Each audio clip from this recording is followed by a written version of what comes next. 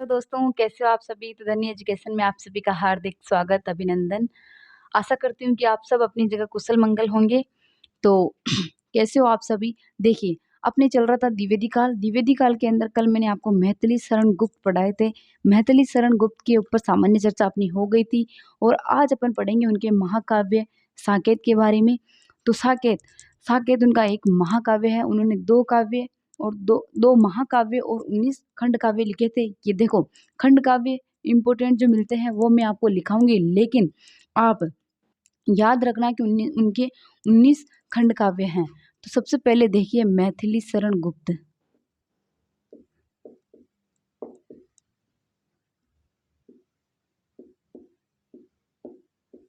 मैथिली शरण गुप्त और लगा लीजिए महाकाव्य साकेत। देखिए, टाइम इसका 1931 ईस्वी, कल मैंने आपको लिखवा ही दिया। देखिए, साकेत का अर्थ होता है अयोध्या। क्या होता है? अयोध्या। क्या होता है कि एक बार महावीर प्रसाद द्विवेदी जी के पास में एक रचना आई थी। रविंद्रनाथ टैगोर की रचना आई थी, काव्य की उपेक्षिताएं। ये रचना नहीं है, मतलब लेख है उनका। तो और उनकी भी एक लेख था जो कि सरस्वती पत्रिका में प्रकाशित हुआ था। उस लेख का नाम क्या था? कवियों की उर्मिला नामक विषयक उदासीनता। कवियों की उर्मिला विषयक उदासीनता, ये लेख है महावीर प्रसाद द्विवेदी का। जब मैंने आपको पढ़ाए थे तब मैंने आपको लिखवाए थे। तो ये इसके दोनों आधार हैं। आधार कैसे बने ये मैं आपको बताती हूँ। देखो, जब ये रविंद्रनाथ टैगोर की लेख उनके पास में सरस्वती पत्रिका में छपने के लिए आया था, तो महावीर प्रसाद द्विवेदी जी ने उनको कहा कि आप भी मतलब ऐसी ही रचना करना। कैसी? जैसी रविंद्रनाथ टैगोर ने की थी कि काव्यों की उपेक्षिता या काव्यों की उपेक्षिता, ऐसी रचना आप भी करो। तो उन्होंने उसी रचना को और उनके लेख को या दोनों के लेख को आधार बनाकर साकेत महाकाव्य की रचना की थी। साकेत का अर्थ होता है अयोध्या। अयोध्या, देखो, ये रामचरितमानस के पश्चात राम काव्य के ऊपर लिखी गई महत्वपूर्ण या प्रसिद्ध रचना है। देखो, रामचरितमानस के बाद रामचंद्रिका भी लिखी गई थी केशव दास जी के द्वारा, लेकिन वो प्रसिद्ध नहीं हुई थी, क्योंकि जब मैंने आपको केशव पढ़ाए थे तब मैंने आपको बताया था, केशव दास पढ़ाए थे तब मैंने आपको बताया था, क्योंकि वो उसके अंदर लोक कल्याण की भावना का अभाव था, इसीलिए वो इतनी प्रसिद्ध नहीं हो पाई। लेकिन रामचरितमानस के पश्चात जो साकेत महाकाव्य है, वो राम काव्य का प्रसिद्ध जो है, रामचरितमानस के बाद में प्रसिद्ध रचना हुई राम काव्य के ऊपर या राम के ऊपर लिखी गई प्रसिद्ध रचना आपके साकेत हो गई। इसके अंदर कुल 12 सर्ग है। 12 सर्गों में जो 9वां सर्ग है वो सबसे बड़ा सर्ग है, जिसके अंदर का जो है उर्मिला का वर्णन है। उर्मिला का जो विरह ताप है उसका वर्णन है, इसीलिए इसके अंदर वियोग रस का भी इसमें वर्णन है, क्योंकि उर्मिला का जो वियोग है इसके अंदर उसको बताया गया 9वें सर्ग के अंदर। और 8वें सर्ग के अंदर कैकेयी का अनुताप है, क्योंकि कैकेयी का अनुताप कैसे है? क्योंकि वो भरत जी को बनाना चाहती थी राजा और राम को वनवास भेजना चाहती थी, और उसके बाद में भरत को राजा बनाना चाहती थी। तो भरत जी भी राम जी के जाने के बाद में वो भी राजा नहीं बने, उनकी चरण पादुका की पूजा करते रहे। तो ऐसे ही मतलब वो भी विरह के अंदर रही। और उर्मिला, सबसे बड़ा जो इसके अंदर भोगना पड़ा विरह, वो उर्मिला को भोगना पड़ा, क्योंकि राम सीता वनवास चले गए, लेकिन वो दोनों पति पत्नी साथ में थे, और उनके साथ में लक्ष्मण जी भी अपने भाई भाभी के साथ में थे। तो सबसे ज़्यादा जो विरह की अग्नि में जली थी वो जली थी उर्मिला, क्योंकि वो अकेली रही थी और किसी का साथ भी नहीं था। इसीलिए इसके अंदर साकेत के अंदर जो 9वां सर्ग है उसके अंदर उर्मिला, अगर आपको 2 मिले साथ में तो आपको 9वां 10वां सर्ग करना, अगर आपको एक ही पूछे तो आपको 9वां सर्ग करना है, क्योंकि उर्मिला का वर्णन किस सर्ग में हुआ है साकेत के अंदर, ये आपके क्वेश्चन बनता है। तो आप उर्मिला का है 9वें सर्ग के अंदर है जो वर्णन किया गया। तो देखिए, सबसे पहले लिखिए आप साकेत। साकेत का अर्थ होता है अयोध्या। क्या होता है? अयोध्या। साकेत का अर्थ क्या होता है? अयोध्या। और देखो, वर्तमान में या आधुनिक काल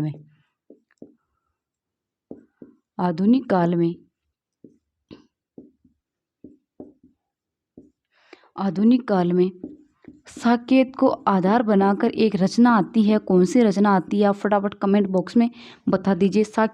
आधुनिक काल में साकेत को आधार बनाकर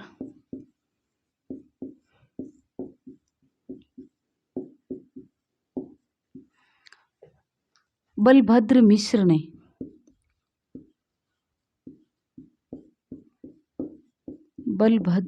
ने किसकी रचना की? साकेत संत की रचना की। किसकी रचना की दोस्तों?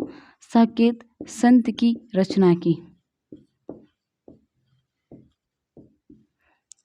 देखिए इसका जो आधार है बलभद्र मिश्र की साकेत संत का जो आधार है वो क्या है? साकेत महाकाव्य इसका आधार है। तो आपको याद रखना साकेत संत ये बलभद्र मिश्र की रचना है, न कि मैथिली शरण गुप्त की रचना है ना। इसके बाद में देखिए, अब देखो साकेत का आधार कौन सी रचना थी? साकेत का जो आधार है वो कौन सी रचना थी? तो रविंद्रनाथ टैगोर की। रविंद्रनाथ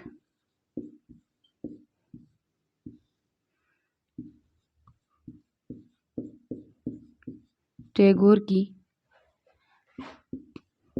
काव्यों की उपेक्षिता।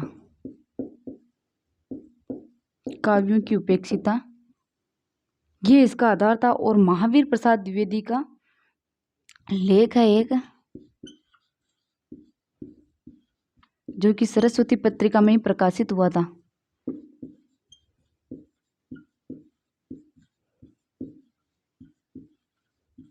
महावीर प्रसाद द्विवेदी का एक लेख है कवियों की उर्मिला विषयक उदासीनता। कौन सा लेख था? मैंने आपको पहले ही बता दिया।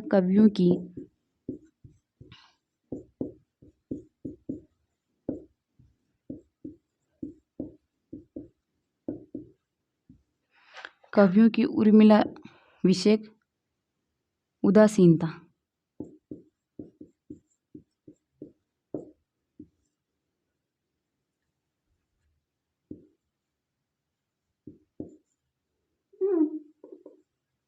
ये इसका आधार है। कवियों की उर्मिला विषयक उदासीनता क्या है? कवियों की उर्मिला विषयक उदासीनता एक बार वापस लिख देती हूं मैं। ये देखिए ये दोनों आधार थे। साकेत महाकाव्य का जो है आधार है, सरस्वती पत्रिका में प्रकाशित हुई थी। महावीर प्रसाद द्विवेदी जी का लेख है कवियों की उर्मिला विषयक उदासीनता, और रविंद्रनाथ टैगोर का लेख है काव्य की उपेक्षिता। ये इसका आधार है। और इसमें जो सर्गों की संख्या है, कुल सर्ग इसमें 12 है। क्या है? 12 इसमें सर्ग है। और इसको एकांत महाकाव्य भी कहा गया है। क्या कहा गया है? एकांत महाकाव्य। एकांत महाकाव्य इसको कहा गया है।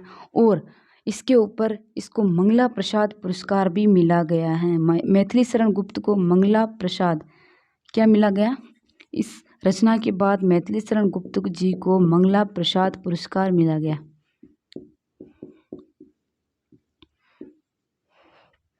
मंगला प्रसाद पारितोषिक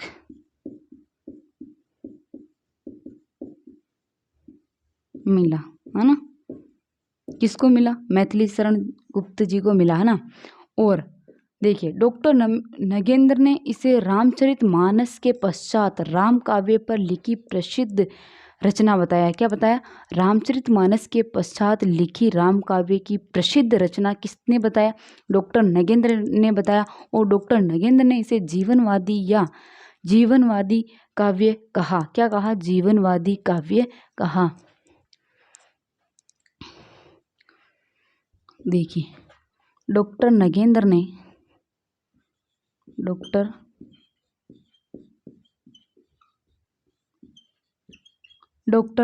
ने रामचरितमानस के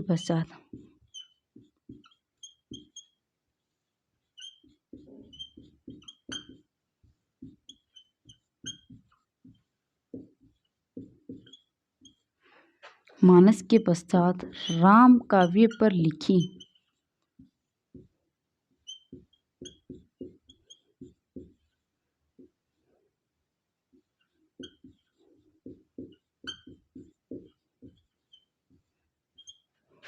लिखी प्रसिद्ध रचना या महाकाव्य कहा? क्या कहा? डॉक्टर नगेंद्र ने रामचरितमानस के पश्चात लिखी राम काव्य पर प्रसिद्ध रचना कहा। और क्या कहा? तो और इन्होंने इसको जीवनवादी या जनवादी काव्य कहा। क्या कहा? जीवनवादी या जनवादी काव्य।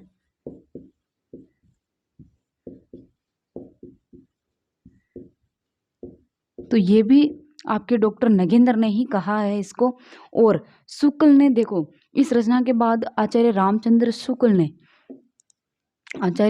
शुक्ल ने मैथिली शरण गुप्त को सामंजस्यवादी कवि कहा। क्या कहा?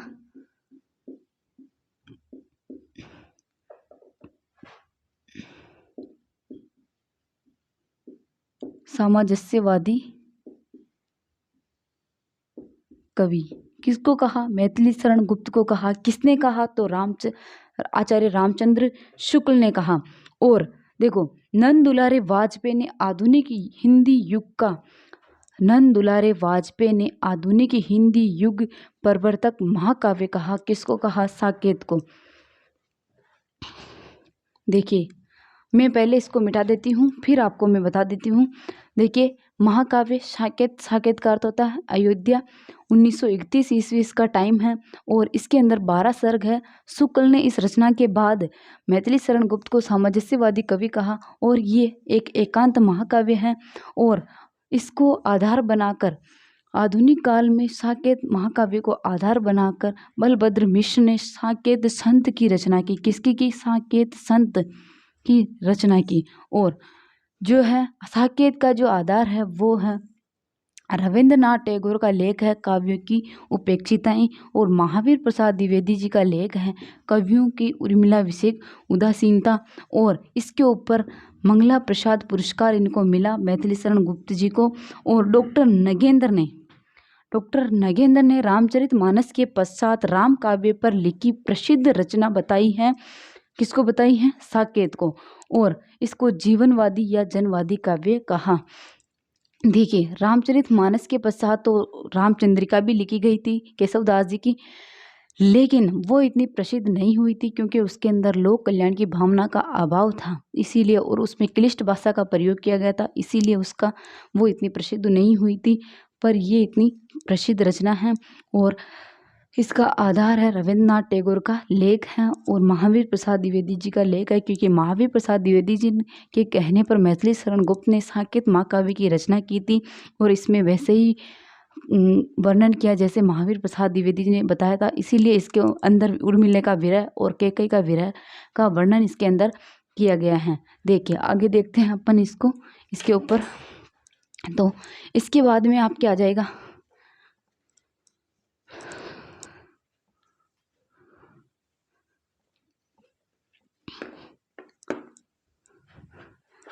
देखिए दोस्तों, ये आपके इसमें से एक ना एक क्वेश्चन तो 100% आएगा ही आएगा, क्योंकि ये एक प्रसिद्ध इनका महाकाव्य है और ये कवि भी बहुत प्रसिद्ध हैं। तो आपके इसमें से हर बार एक ना एक क्वेश्चन बनता है।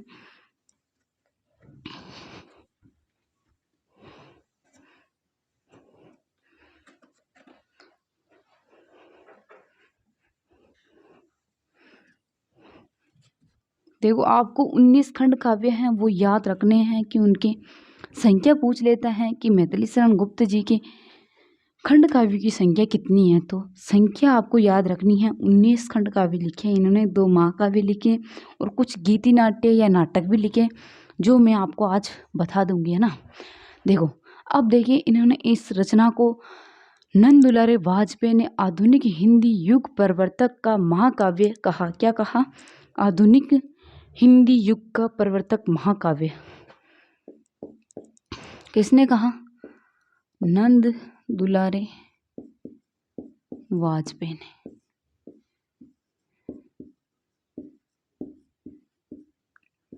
नंद दुलारे वाजपेयी ने क्या कहा इसको?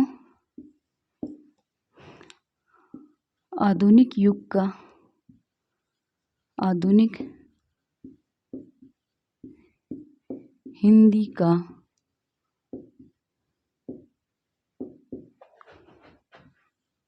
युग प्रवर्तक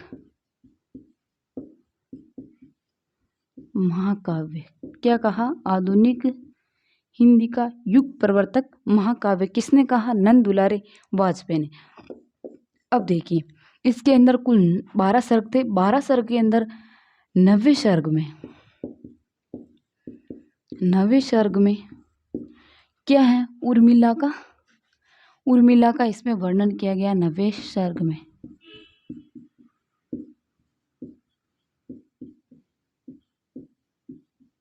अगर 2 पूछे आपको, 2 साथ में पूछे रहे तो 9 + 10 कर देना, 9 और 2 सना। और अगर आपको एक सिंगल सर्ग पूछे तो आपको फर्स्ट ऑप्शन 9 करना है ना, 9वें सर्ग में। और अब देखिए, और 8वें सर्ग के अंदर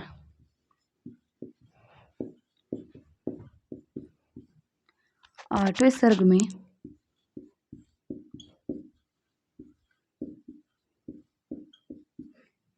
कैकेयी का अनुताप वर्णन, क्योंकि वो चाहते थे कि मेरा भरत राजा बने और राम को 14 वर्ष का वनवास हो, लेकिन वो भी विरह के अंदर जल ही रही थी, क्योंकि उसको वो सुख प्राप्त नहीं हुआ था जो वो करना चाहती थी। तो इसमें 8वें सर्ग के अंदर कैकेयी का अनुताप वर्णन किया गया है। तो ये हो गई आपके साकेत महाकाव्य की संपूर्ण तरीके से, संपूर्ण रूप से पूरी की पूरी जानकारी मैंने आपको बता दी है। देखिए, साकेत महाकाव्य 1931 ईस्वी, साकेत का अर्थ होता है अयोध्या। नंद दुलारे वाजपेयी ने इसको आधुनिक युग हिंदी का युग प्रवर्तक महाकाव्य कहा। और इसमें 9वें सर्ग में उर्मिला का विरह वर्णन है और 8वें सर्ग में कैकेयी का अनुताप वर्णन है। देखो, ये विरह आ रहे हैं ना, तो इसमें वियोग श्रृंगार रस का भी प्रयोग किया गया है ना।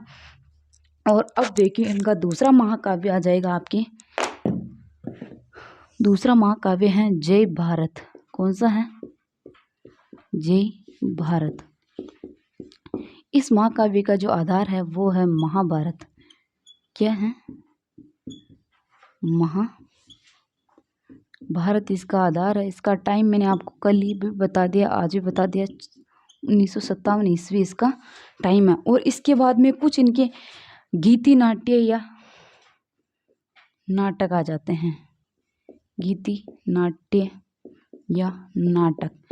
देखिए, गीति नाट्य या नाटक में इनके आ जाते हैं तिलोत्तमा, चंद्रहास और अनंग। क्या आ जाते हैं? तिलोत्तमा, चंद्रहास और एक आ जाता है अनंग।